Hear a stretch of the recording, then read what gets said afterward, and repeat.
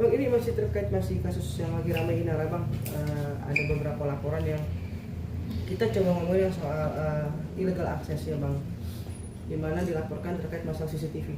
Secara hukum dulu, Bang, mohon dijelaskan bahwa keberadaan CCTV di rumah itu pada akhirnya bisa pindah tangan, yang kabarnya ada uang di situ, jual beli sampai akhirnya menjadi barang bukti. Seperti apa sih, Bang? Oke, pada saat kita membuat konstruksi hukum terkait kasus illegal access, pornografi, perjinahan, pemalsuan status perkawinan, kita harus lihat beberapa faktor.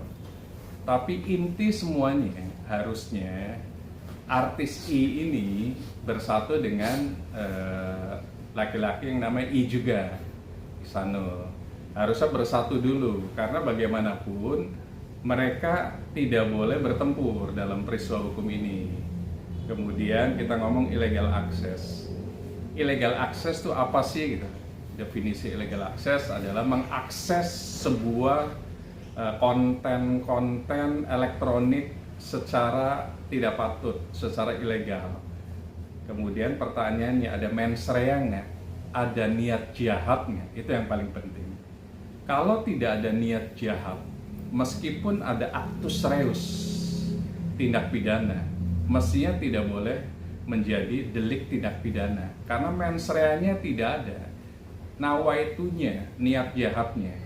Siapapun yang merekam, itu awalnya bukan untuk merekam kalau benar adanya dugaan misalnya tindak pidana pornografi, tapi niat memasang CCTV itu bukan itu.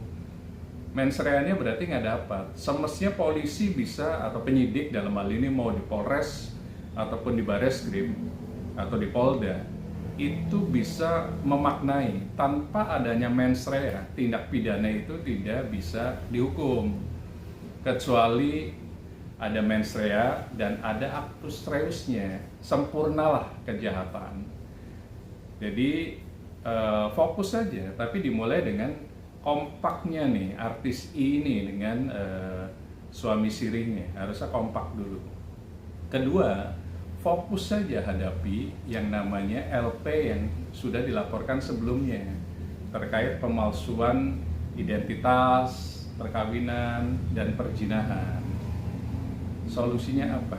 Solusi pertama dengan kasus ini, damailah tiga orang itu. Artis I, kemudian Bapak I dan W, itu harusnya berdamai. Karena apa? Karena ini sebenarnya masih bisa didamaikan, kecuali yang W tadi tidak mau berdamai. Kalau tidak mau berdamai, apa solusinya? Hadapi peristiwa hukum ini. Karena kita menganut Eropa Continental Justice System Indonesia seperti layaknya Prancis dan Belanda, maka proses hukum juga panjang. Tidak bisa ujuk-ujuk ke sebuah atau seorang penyidik atau institusi penyidikan mentersangkakan orang tanpa ada alat bukti yang patut, ditambah alat bukti saksi fakta dan saksi ahli. Unus testis, nullus testis. Satu saksi bukan saksi. Jadi hadapi saja kalau menurut saya. Syukur-syukur ada yang namanya di KUHP baru itu restoratif justice. Jadi KUHP baru di KUHP-nya itu menekankan apapun harus restoratif justice. Damai di awal persidangan itu. Atau di penyidikan, atau di penuntutan, atau di pengadilan, damai. Setelah itu kasus berakhir. Kalau pengen cepat juga hukumannya, ada namanya pengakuan bersalah. Jadi sidang tuh nggak sampai putusan. Pada saat pengakuan bersalah itu selesai juga sebenarnya. Kalau menurut saya hadapi saja. Kalau memang betul-betul tidak melakukan dugaan tindak pidana yang dimaksud dalam LP tersebut. Kemudian LP itu pun pasti menggunakan KUHP lama. Nah, itu kekuatan dari terlapor di sini. Gunakan KUHP baru nanti. KUHP baru sepanjang dimaknai lebih ringan hukumannya itu akan dipakai. Jadi hadapi, kalau memang bisa damai, sebenarnya damai saja. Kenapa sih harus bertempur gitu kan? Kenapa harus masuk ke sebuah pertempuran di persidangan? Penyidikan saja damai kalau menurut saya, karena damai itu indah. Bang, damai dalam artian seperti apa mungkin Bang? Damai dalam artian tidak mungkin langsung masuk SP3 kan begitu. Jadi mereka harus bertemu dengan satu tokoh masyarakat yang bisa mempertemukan tiga orang ini. Karena apa? Ini mempengaruhi psikis dari anaknya. Jejak digital itu akan selalu muncul. Karena bagaimanapun ada anak dari artis I, ada anak dari I dan W tersebut. Solusi dengan masalah privacy ini, masalah perjinahan atau pemalsuan bukti perkawinan, itu sebenarnya solusinya hanya itu. Supaya tidak menjadi sebuah rekam jejak digital yang mempengaruhi psikis anak-anaknya.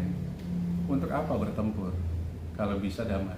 Bang, berarti kalau laporan ilegal, dugaan ilegal akses penyebaran CCTV itu menurut Abang kesimpulannya lemah Bang ketika harus dilaporkan? Kalau kita lihat KUHP baru, jelas dugaannya tidak ada mens rea, tidak ada itikat jahatnya, nawaitu jahatnya. Karena goal memasang itu kan bukan untuk merekam.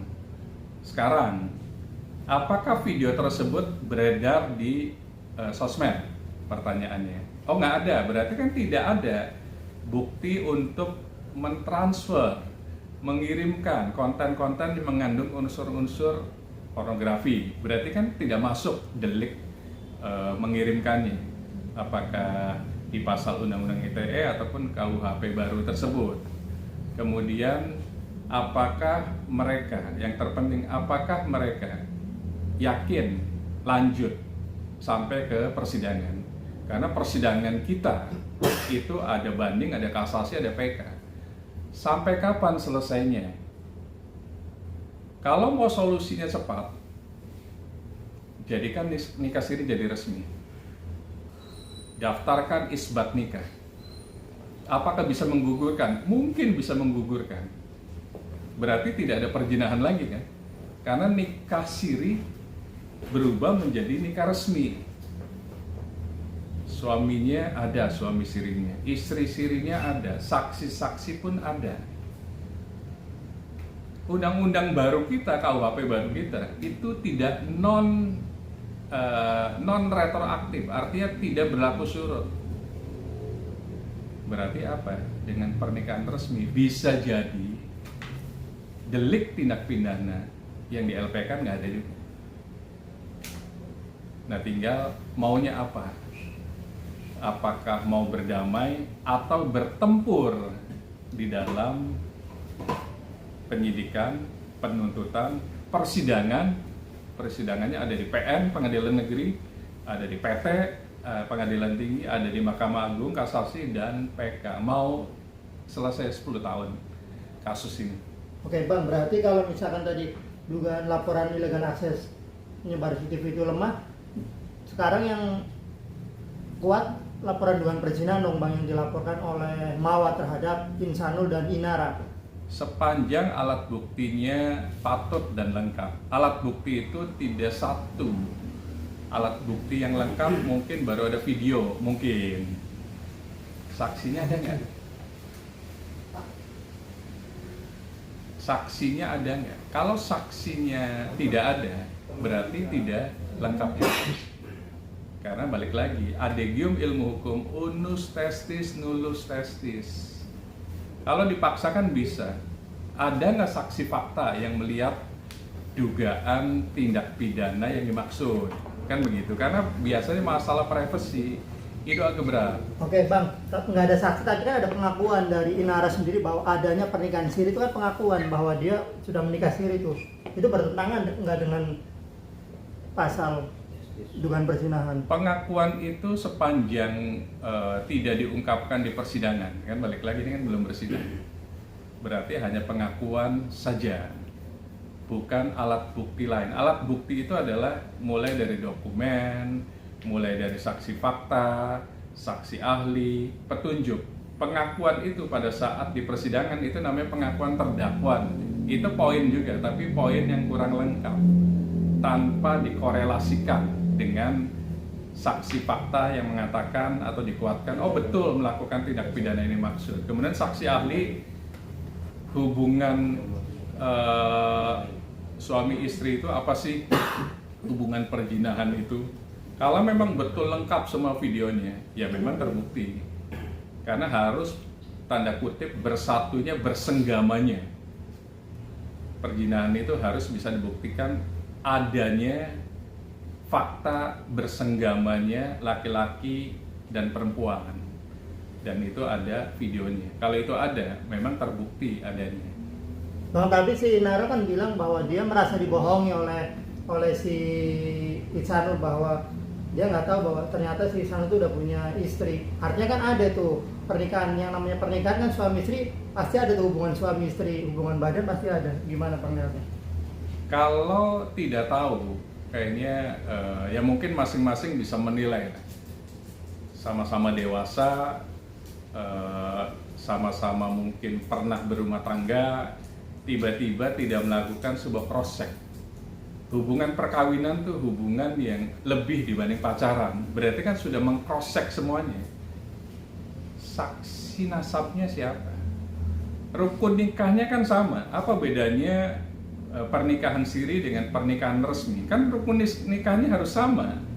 Ada pasangan suami istri, ada mahar, ada penghulu, dan ada saksi. Saksinya siapa? Atau walinya siapa? Nasab. Nasab itu adalah bapak kandungnya.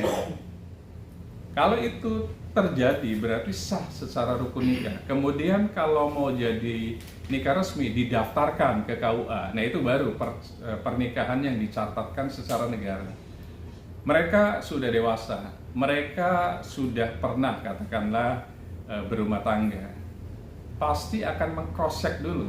Apakah Anda single, dalam hal ini belum pernah menikah, atau duda? Begitu juga sama. Apakah Anda janda atau masih perawan, kan begitu. Kemudian bertemulah dengan kedua orang tuanya masing-masing. Idealnya kan begitu.